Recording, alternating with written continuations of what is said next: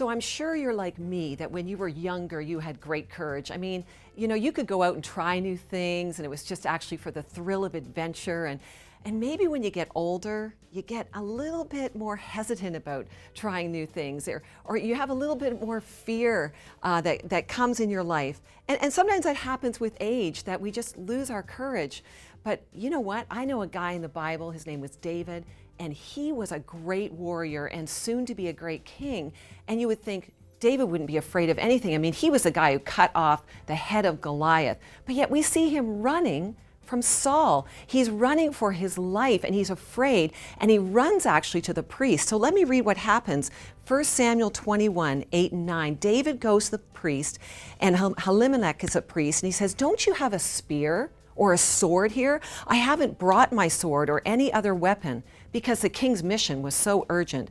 Well, actually, that wasn't the truth. But the priest replied, "Well, actually, David, the sword of Goliath, you know that Philistine? You know the one that you killed, David, in the valley of Elah? Well, it's here. It's actually wrapped in a cloth, and you can find it behind the ephod. If you want it, take it. There's no sword here but that one." And David replied, "There's none like it. Give it to me." I mean, David was desperate. But here's what we miss in David. He's running from Saul. He's conquered Goliath. He cut Goliath's head off with this very sword. God has promised David that he would protect him. David didn't need a sword. He had God. But he's grasping for that sword. I mean, I just think this is so ironic. It's like God saying, "Hello, David. Hello, David. Remember this sword? Remember when you were so courageous and young, and you not only, killed Goliath, but you cut his head off. I mean, don't you remember, David? I protected you then. I will protect you now." It actually is kind of a humorous scene. I mean, David grabs a sword and he runs down the road, and he meets up with this other king that he's, again, so afraid of. And he actually pretends he's a madman.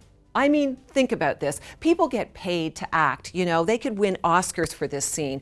But here is David literally running around like a crazy person.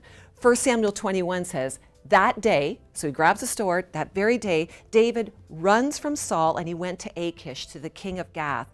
But the servants of Achish said to him, "Isn't this David, like this courageous king? Like, we sing songs about this guy, he's killed so many people." David took those words to heart, and he was very afraid. So he pretended to be insane. I mean, come on, let's think about this. David, you're our example of courage, and you're drooling and you're acting like an insane man. Some people act for money and for pleasure, and David here was acting for his life. He might have won an Oscar for this scene, but David knew that the men of Gath were actually suspicious. They were terrified of madmen, and this was going to be his way out.